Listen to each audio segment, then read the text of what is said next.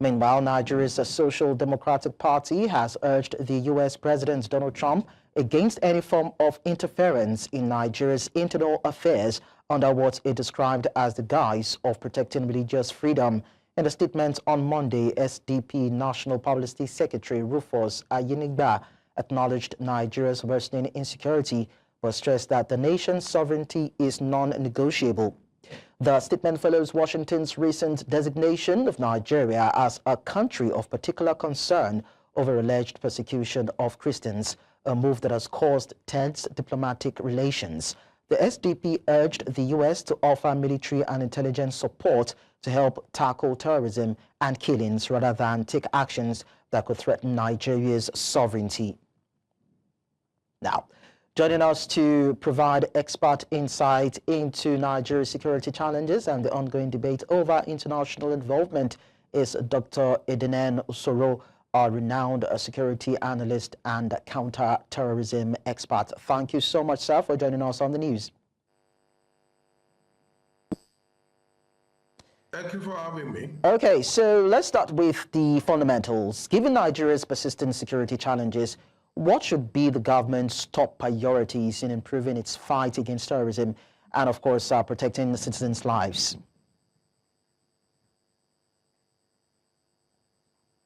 I think that I don't know why the sudden all the statements by politicians. We've had this situation for more than a decade now, and now the things just came to a head. And I don't see where America, people talk about threat. I didn't really see any threat in the statement made by the President of America. He said, handle the situation because they believe that some Christians, that there's a Christian genocide. And then if you can't do it, then we'll come in and do it. For me, I would have just asked the American president, please go ahead. I didn't see that statement where they threatened to attack Nigeria. They said they will take out the guys who are behind these killings. And I don't understand all these statements by politicians and all the people who have made statements so far. They will tell you, oh, we agree that we have security problems. We agree that people are being killed, but not only Christians. But you know, if you're sick and you just lie down to die, and somebody else is sick and goes out looking for help, fine, I agree, two of you are sick, but the man that went out to look for help is different. So the way the situation is, I think we should look at the substance. I don't all the brouhaha about threat by America. I don't know why. You know, you are saying there's no genocide, and then on the other hand, you say we agree that we have security problems. So how do you want to solve it? The man said, okay, you people should do something, but if you cannot, we will do it ourselves. I don't see where the problem is coming from. So in terms of a possible collaboration between Nigeria and the U.S. in fighting terrorism, we see a politician like Kwankwaso come out to say that, hey, U.S., you can assist us with technology and intelligence rather than criticize us. So as an expert, a security expert, and from your own strategic standpoint, how crucial is access to cutting-edge technology in counterterrorism operations?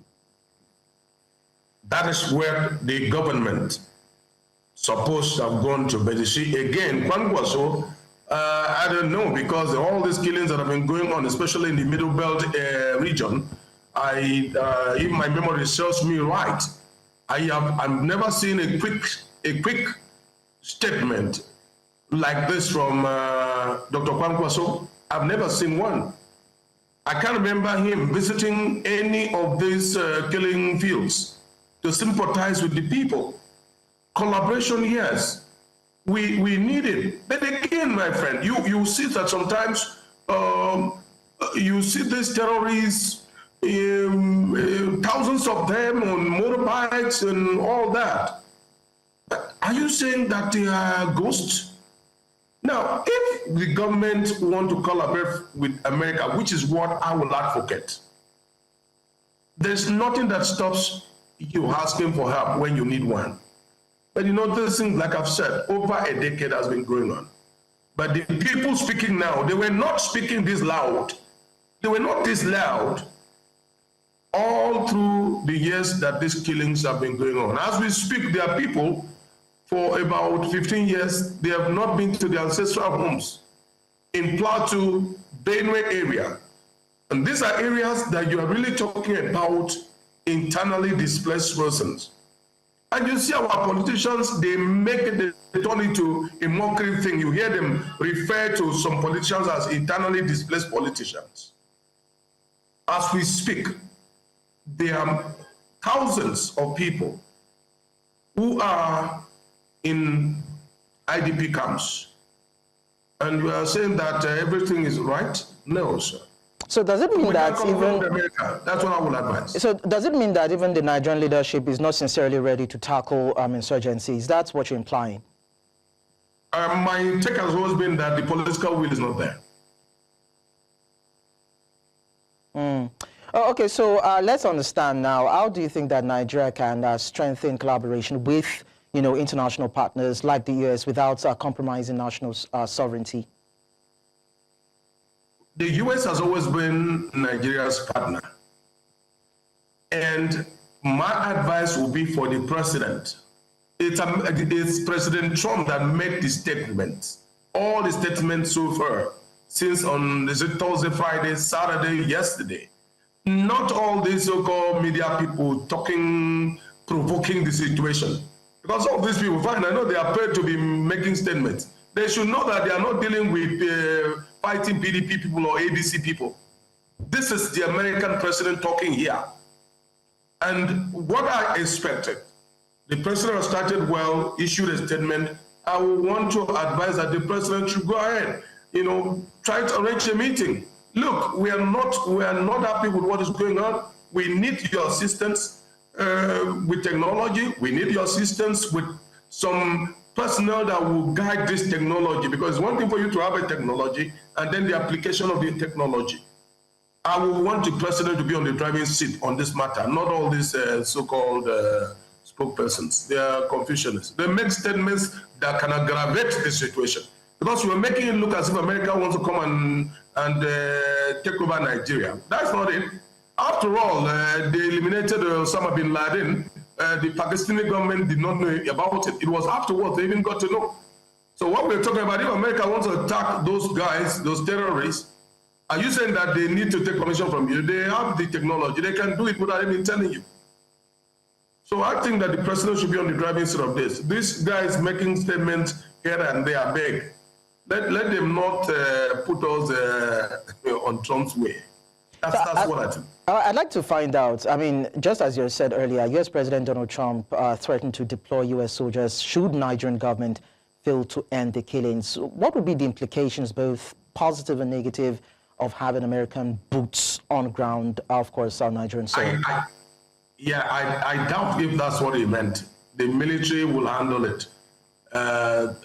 Warfare, modern warfare is about 99% technology.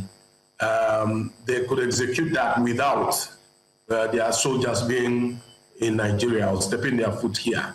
Like I've said, let our president, all these guys, by another guy, they're making all those, you don't rush a president of a country spoke. You allow your own president, this is president to president. I like the statement the president has issued so far, but I think he should be the one handling this. So that, because the truth of the matter, whether you like it or not, if you are doing trading with these people, if their citizens are in this country, and this matter has been on, like I said, it's crazy that we are having IDP camps in our country for years. And my friend, let's look at it.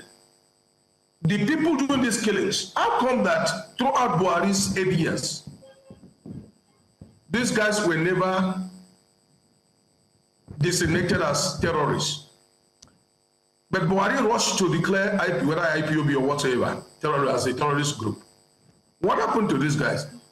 Some of the people fighting in the Northeast, when they were arrested, before you know it, you saw that they have repented. How many of them have been prosecuted? How many of them have been sent to prison? So what I think that the government, the president should do, not even the government and the president, he should find a way to dialogue with Trump. Yes, we need American help, but I don't see the issue of America coming to divide Nigeria. No. And some people say, oh, it's not only Christians that are killed. Now, if that is the situation, President Trump said, if you can stop these killings, we will do it ourselves. So if we are to go by that, that means both the Christians and then the other religions that their people are being killed will be saved from the onslaught of these killers. Okay. So I don't know why people are taking sides based on their religion. Thank you so much, Dr. Edinen Usoroh, for sharing your thoughts with us on the news.